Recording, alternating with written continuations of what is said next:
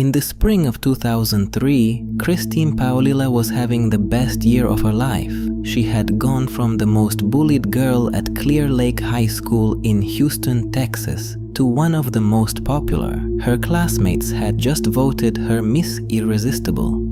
She had new friends, a new look, and a boyfriend. From the outside, it looked like the kind of redemption story people root for. On the afternoon of July 18th, 2003, Christine Paolilla walked into the home of two of those friends and shot all four people inside. 40 rounds fired at point-blank range, 4 people dead, and then she walked out, got in a car, and went to Walgreens. She was 17 years old. Tonight on 911, what is your emergency? The Clear Lake Murders. Christine Paolilla was born on Long Island, New York in 1986. Before she was old enough to form memories, her life had already been fractured. Her father, a construction worker, was killed in a work accident when Christine was 2 years old. Her mother Lori struggled with addiction in the years that followed, and Christine and her brother John were eventually raised by their grandparents. Then came kindergarten and alopecia. Christine's hair fell out completely. She had to wear wigs to school. Combined with poor eyesight that required thick glasses, she became an immediate and easy target. The bullying started young, and it didn't stop.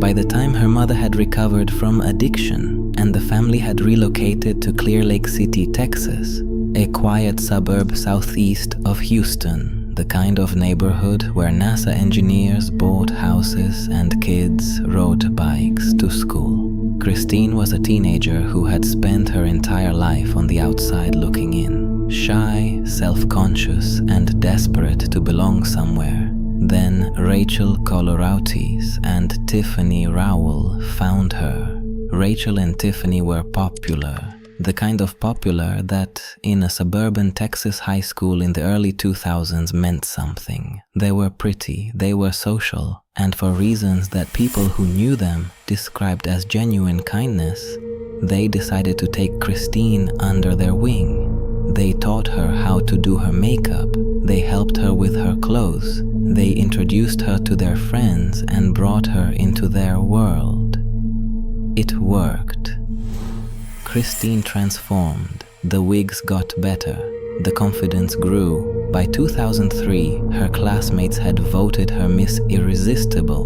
The girl who had been mocked and excluded for most of her school life had become by her senior year one of the faces of the class.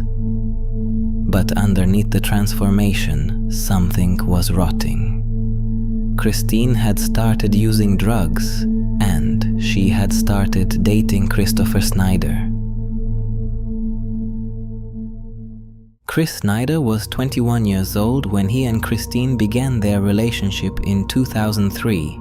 He had a criminal record, a drug habit, and the kind of pull-over vulnerable people that comes from being slightly older, slightly more reckless, and completely willing to go further than anyone around him. Christine's parents hated him. Rachel and Tiffany hated him. Everyone who cared about Christine told her to end it. The Snyder family, for their part, had their own name for Christine. They called her the Psycho. The relationship was chaotic and public.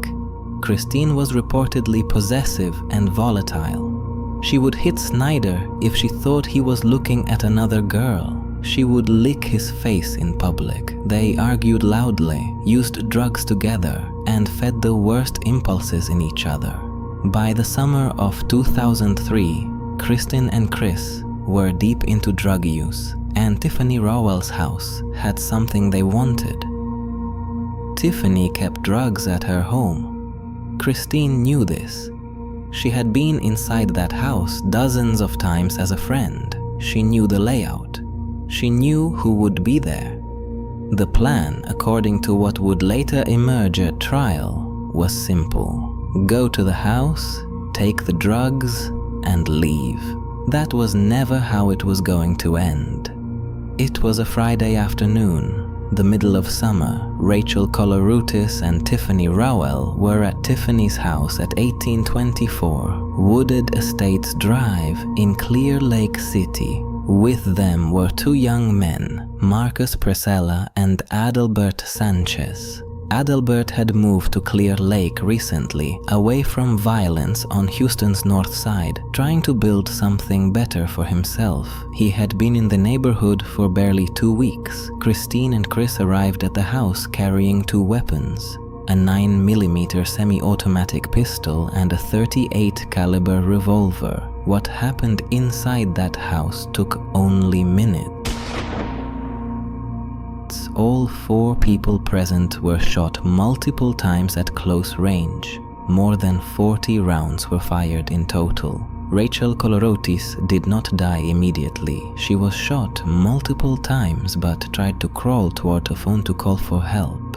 Christine Paolilla found her, and she beat Rachel in the head repeatedly with the butt of the revolver until she stopped moving. When it was over, 4 people were dead on the floor of a house in a quiet suburban neighborhood. Tiffany Rowell, Rachel Coloroutis, Marcus Presella, Adalbert Sanchez. Christine and Chris left. They drove to a Walgreens. They went about their day. When the bodies were discovered, investigators found a crime scene that was brutal and specific. The level of violence, 40 rounds, the beating, the close range, told them immediately that this was not a random break-in. This was personal. A crime scene investigator on the case said it plainly. This was someone they knew and trusted. The victims had let them in. But there was almost no physical evidence. The only leads police had were descriptions from neighbors who had seen a man and a woman walking to and from the house that afternoon. For 3 years, the Clear Lake murders went unsolved. Christine Paolilla did not run. She didn't leave the country. She stayed in Texas, continued using drugs, got married to a man named Justin Roth, another heroin addict she had met after the murders, and lived her life. She attended the funerals of the girls she had killed. She cried publicly. She was a face in the crowd of grieving people, while the families of Rachel, Tiffany, Marcus, and Adalbert waited for answers. For 3 years, the case sat cold. Police had their descriptions from the neighbors. They had the brutality of the crime scene, telling them it was someone known to the victims, but they had no name, no arrest, no closure. In 2006, that changed. A tip came in from someone who knew Christine, someone who had heard enough or seen enough or simply couldn't carry it anymore. Houston police got a name. They found Christine in San Antonio and arrested her on July 19, 2006, 3 years and 1 day after the murders. Chris Snyder never made it to an arrest. When word reached him that police had a warrant, he obtained a lethal dose of painkillers and took them. His decomposed body was found in the woods. He died before he could face what they had done together. Christine was brought in for questioning. What she said in that room, how she talked about 4 people she had helped kill, is what you are about to hear. Nigger Roll police interview footage. Nigger Christine Paolilla went to trial in October 2008. She was convicted of 4 counts of capital murder. Because she was 17 at the time of the killings, she avoided the death penalty. The judge sentenced her to life in prison with a minimum of 40 years before parole eligibility. She is currently incarcerated at the Christina Melton Crane Unit in Texas. The families of Rachel, Tiffany, Marcus, and Adalbert sat through every day of that trial. They had waited 5 years for it. There is no version of a verdict that gives them back what they lost on a Friday afternoon in July 2003. Rachel Coloroutis had been accepted to college. She was planning to start that fall. She was 18 years old, and she had spent part of the previous year being genuinely kind to a girl that nobody else wanted to be kind to. She helped Christine Paolilla become Miss Irresistible. Some kindnesses get repaid in the worst possible way. If this case stayed with you, consider subscribing to the channel and drop a comment with the case you want us to cover next. It might just be our next one. If one video isn't enough for tonight, there is another one on your screen right now. Until next time, stay safe. Good night.